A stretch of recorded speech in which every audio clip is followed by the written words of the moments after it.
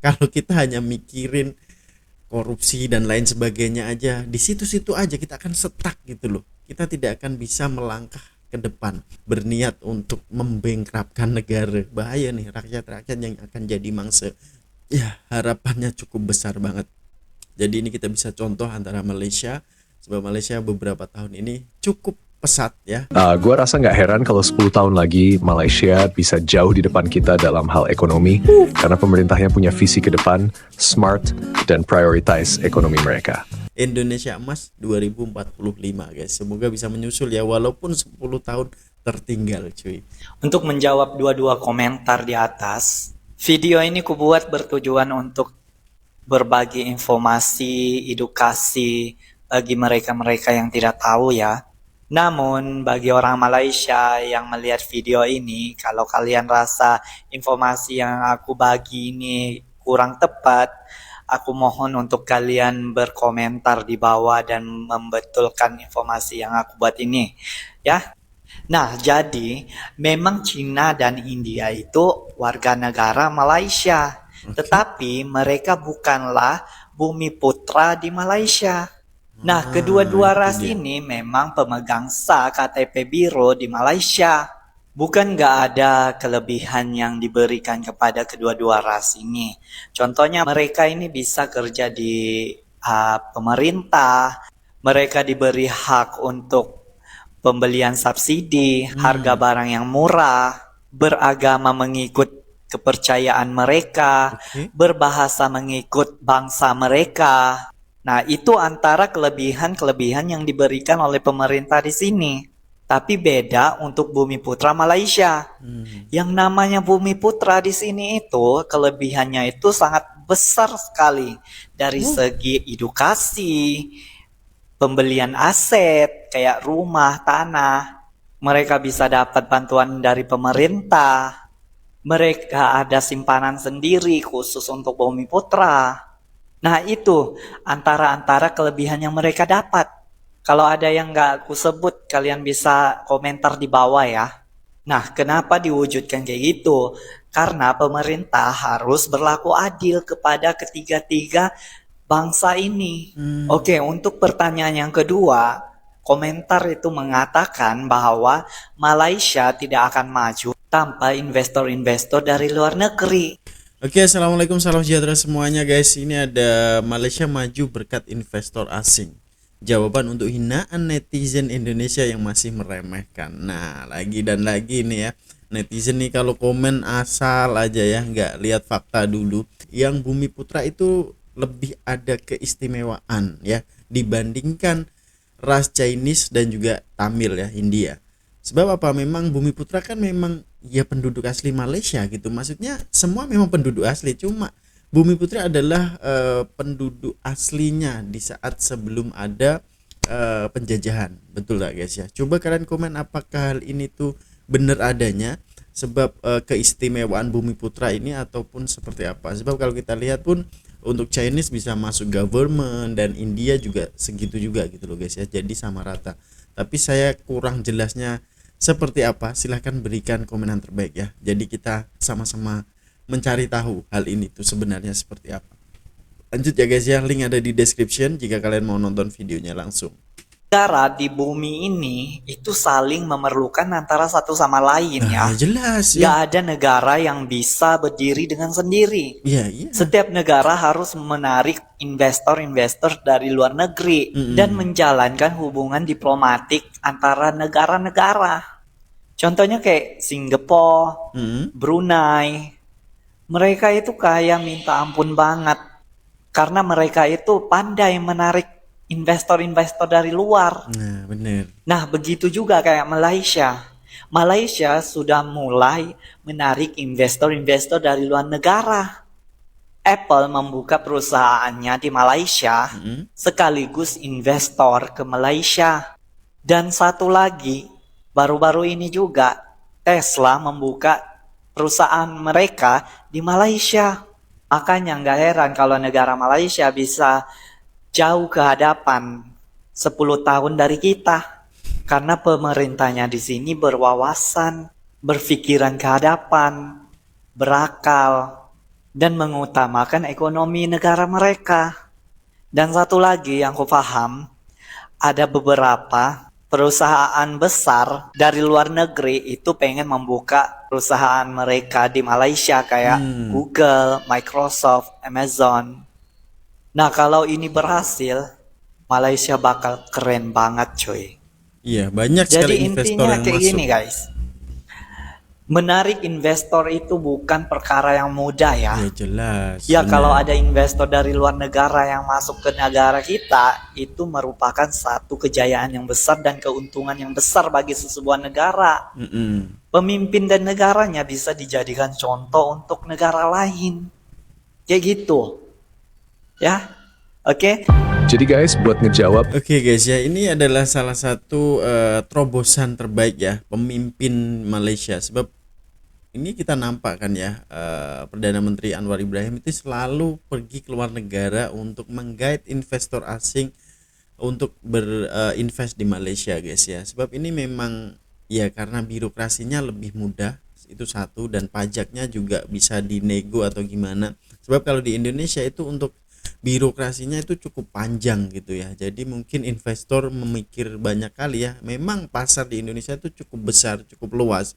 Tapi ya kalau birokrasinya itu terlalu rumit, ya of course investor pun akan merasa risau pula ya. Oh, masuk di Indonesia harus seperti ini, ketemu A, B, Z sampai Z. Kan payah gitu guys ya. Jadi susah. Contohnya Singapura nih. Walaupun Singapura negara kecil ya, dia untuk pasarnya tidak luas, tapi investor banyak loh di sana ya. Dan itu keren-keren banget saking majunya loh Singapura guys ya. Dan Malaysia sekarang ini sudah memandang ke hadapan. Memang pemikiran pemimpin-pemimpin Malaysia ini aku akui ya, dari tahun 80-an udah maju pesat sampai berdiri KLCC, sampai berdiri Proton dan lain sebagainya lah. Dan ini Tesla, Apple semuanya masuk di Malaysia, padahal Tesla dicadangkan masuk ke Indonesia tapi belum jadi lagi guys ya. Mungkin birokrasinya lah harus diperbaiki dan diperpendek jaraknya ya. Kalau harus ketemu A, B, Z sampai Z, ketemu E aja cukup. Nah, itu harusnya seperti itu guys ya. Oke, lanjut ya. Ini channel ada di deskripsi kalau kalian mau nonton videonya langsung. 2 komentar di atas. Video ini sebenarnya gue bikin buat sharing informasi dan edukasi ya, khususnya buat orang-orang yang maybe belum tahu. Tapi kalau ada orang Malaysia yang nonton dan ngerasa seinfo gue ada yang kurang tepat, gue open banget buat kalian komen di bawah dan kasih koreksi yang benar. Oke? Peace. Nah, masuk ke poin pertama nih. Memang betul orang China dan India tuh warga negara Malaysia, but they are not considered Bumi Putra di sana. Kedua ras ini emang punya KTP biru di Malaysia. Ya bisa dibilang kayak KTP kita di Indonesia. Tapi ya bukan berarti mereka nggak dapat apa-apa. Justru mereka punya banyak hak juga. Contohnya mereka bisa kerja di sektor pemerintahan.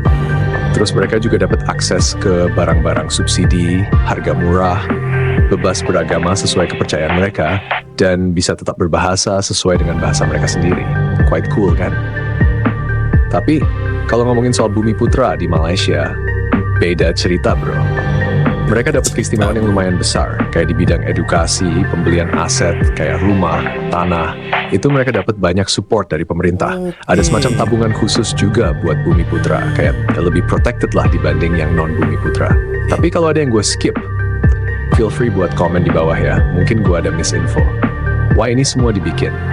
Ya basically pemerintah di Malaysia pengen fair sama semua ras yang ada di sana. Jadi ya, 3 bangsa utama di Malaysia ini harus dapat hak yang adil lah. Sekarang lanjut ke pertanyaan kedua. Ada komentar yang bilang kalau Malaysia nggak bakal maju tanpa investor luar negeri. Well, every country in this world pasti saling butuh satu sama lain ya. Nggak ada yang bisa survive sendiri. Negara manapun termasuk Malaysia pasti butuh investor asing dan hubungan diplomatik yang kuat buat tumbuh. Contohnya kayak Singapura dan Brunei. They're super smart at attracting foreign investors. Malaysia juga udah mulai fokus ke sini. Apple aja udah buka company di Malaysia, jadi investor gede itu udah masuk. Baru-baru ini juga Tesla ikut buka perusahaan mereka di sana. That's huge, right? Gua rasa nggak heran kalau 10 tahun lagi Malaysia bisa jauh di depan kita dalam hal ekonomi, karena pemerintahnya punya visi ke depan, smart, dan prioritize ekonomi mereka. Oke guys ya, memang smart guys ya. Untuk 10 tahun akan datang aku nggak tahu lah guys ya. Sebab investor banyak sekali yang masuk di Malaysia, mungkin akan lebih maju lagi.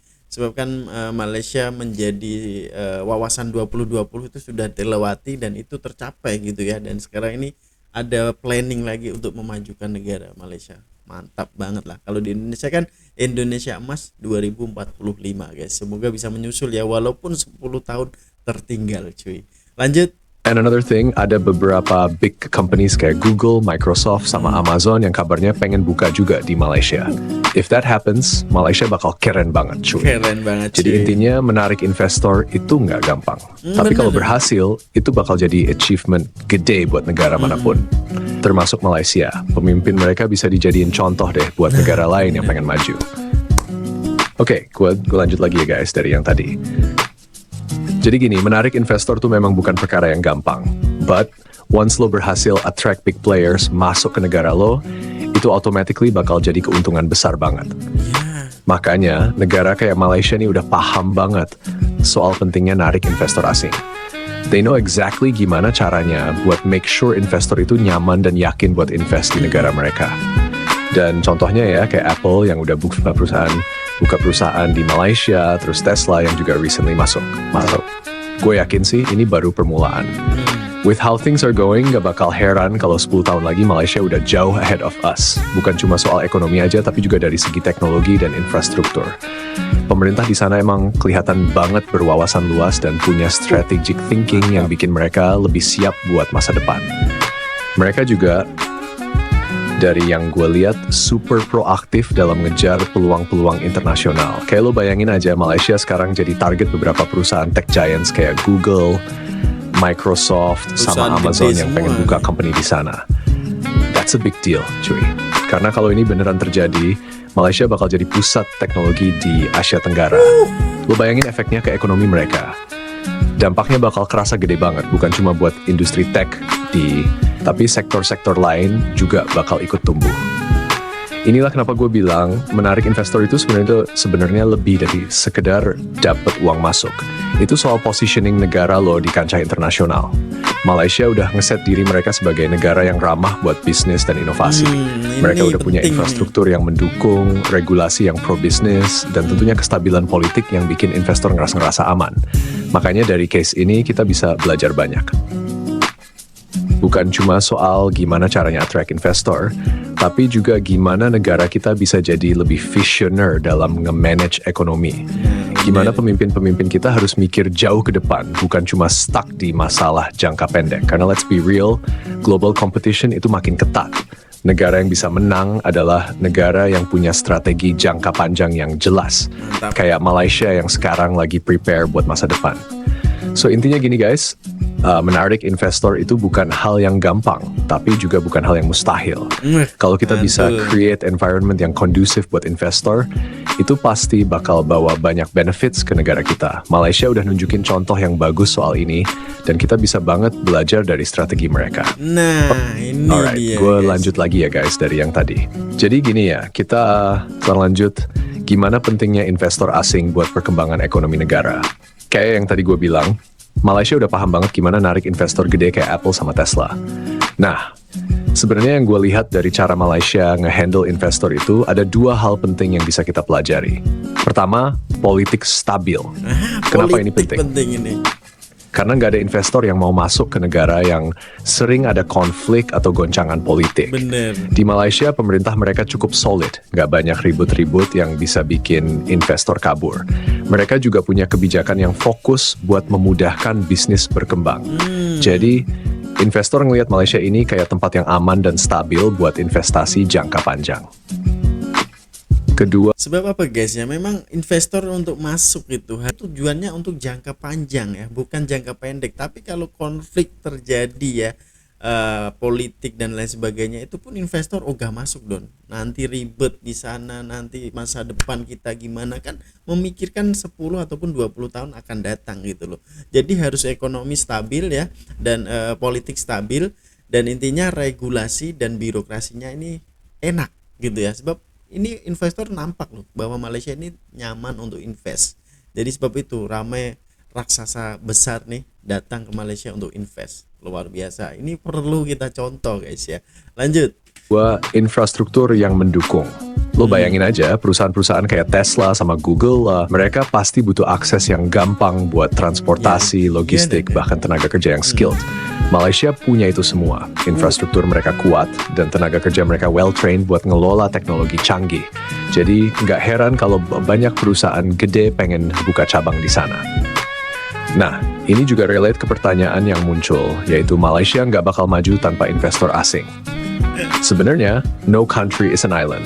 Maksudnya, nggak ada negara yang bisa berkembang sendiri tanpa ada dukungan dari luar, apalagi di era globalisasi kayak sekarang. Semua negara saling terhubung dan saling membutuhkan. Even negara-negara maju kayak Amerika Serikat atau Jepang juga heavily rely on foreign investors and international trade. Tetap. Contoh konkret yang bisa kita lihat ya Singapura. Negara kecil, tapi ekonominya bisa melesat jauh karena mereka pinter banget bikin diri mereka atraktif buat investor asing. Infrastruktur mereka world class, regulasi bisnis mereka friendly, dan politik mereka staff. Akibatnya banyak banget perusahaan internasional yang nge-set up base di Singapura dan itu yang bikin ekonominya tumbuh pesat. Nah, Malaysia juga mulai ke arah situ. Lo bisa lihat dari gimana pemerintah mereka actively mencari investor luar negeri buat masuk. Dan strategi mereka berhasil, Apple sama Tesla aja udah masuk. Yang paling penting, pemerintah Malaysia nggak cuma duduk diam, mereka punya vision buat masa depan ekonomi negara mereka. Mereka fokus ke diversifikasi ekonomi, bukan cuma ngandelin satu sektor aja. Jadi, kalau lo perhatiin, mereka lagi gencar-gencarnya masuk ke teknologi, renewable energy, sama digital economy. Ini langkah yang smart banget buat memastikan mereka tetap relevan dan berkembang ke depannya. Buat Indonesia sendiri, kita sebenarnya punya potensi yang sama. Dengan sumber daya alam yang melimpah, market yang besar, sama tenaga kerja yang banyak, kita bisa banget jadi magnet buat investor asing. Tapi kuncinya, kita harus punya regulasi yang jelas dan infrastruktur yang kuat buat support investasi-investasi ini. Karena, let's be honest, tanpa fondasi yang kuat, investor bakal pikir-pikir buat masuk. Makanya gue rasa kita bisa belajar banyak dari cara Malaysia nge-handle ekonomi dan investor mereka. Kita harus punya strategic plan jangka panjang. Dan yang paling penting, pemerintah harus komitmen buat ngejaga stabilitas politik dan bikin regulasi yang memudahkan bisnis berkembang. Kalau enggak, negara lain bakal terus melesat. Sementara, kita masih sibuk ngurusin hal-hal yang nggak penting. So guys, intinya sih gitu. Kita harus open-minded dan terus belajar dari negara-negara lain yang udah berhasil narik investor asing buat majukan ekonominya. Malaysia udah nunjukin langkah-langkah yang jelas dan kita bisa banget ikutin jejak mereka. Let's hope pemerintah kita bisa lebih visioner ke depannya biar kita juga nggak ketinggalan di persaingan global. Sekian dulu buat sekarang. Jangan lupa buat share your thoughts di kolom komentar ya. See you on. Oke guys ya, cukup menarik sekali ya, dan ini ada solusinya gitu ya. Di saat investor asing ogah masuk ataupun enggan masuk di Indonesia, ini ada solusinya. Kita tak perlu belajar jauh-jauh guys, kita ke Singapura, ke Malaysia itu pun cukup ya. Sebab Singapura adalah contoh negara kecil yang begitu pesat ekonominya, melejit sampai kita tertinggal jauh banget gitu loh. Dan sekarang ini Malaysia pun udah mengikuti jejak langkah Singapura, dan memang bener nih ya, politik lah yang penting ya. Politik ini kalau stabil ya, walaupun kemarin Malaysia sempat tidak stabil ya, bergantian PM itu begitu cepat, tapi alhasil boleh nih mewujudkan cita-cita ya, untuk Google masuk dan Tesla masuk, bahkan ini chip terbesar pun masuk gitu loh. Jadi luar biasa sekali guys ya. Dan ini kalau kita hanya mikirin korupsi dan lain sebagainya aja, di situ-situ aja kita akan stuck gitu loh. Kita tidak akan bisa melangkah ke depan. Jadi mudah-mudahan nih dengan adanya presiden yang baru ya, ini harapan yang cukup tinggi ya masyarakat Indonesia untuk Bapak Prabowo. Sebab Pak Prabowo pun dengan hubungan diplomatik dengan negara pun sangat baik sekali, dan semoga aja bisa lah ya men-guide investor asing untuk masuk. Sebab sekarang ini Pak Prabowo pun lagi bersih-bersih, kalau kita nampak di media sosial guys ya, lagi bersih-bersih dan banyak sekali yang kena tahan, kena tangkap. Jadi semoga aja tidak ada lagi lah ya yang berniat untuk membengkrapkan negara. Betul guys ya, sebab kalau membengkrapkan negara bahaya nih, rakyat-rakyat yang akan jadi mangsa. Contohnya pajak-pajak akan naik dan lain sebagainya, barang-barang naik. Jadi kan kita tertekan gitu loh guys ya. Jadi semoga aja dengan adanya presiden yang tegas ini, Indonesia semakin maju lah untuk kedepannya guys ya. Ya harapannya cukup besar banget. Jadi ini kita bisa contoh antara Malaysia, sebab Malaysia beberapa tahun ini cukup pesat ya. PM Anwar Ibrahim ini selalu keliling dunia untuk mencari investment, sebab regulasinya yang cukup bagus ya, dan kestabilan politik juga bagus. Sebab itu ramai para investor ini tidak enggan untuk masuk ke Malaysia. Jadi semoga aja bisa belajar daripada Malaysia guys ya. Kalau menurut kalian seperti apa? Tinggalkan komenan terbaik Anda. Semoga kita bisa maju bersama, saling bergegangan tangan dan saling damai sejahtera guys. Assalamualaikum warahmatullahi wabarakatuh. Peace, love and respect from Indonesia. Bye bye.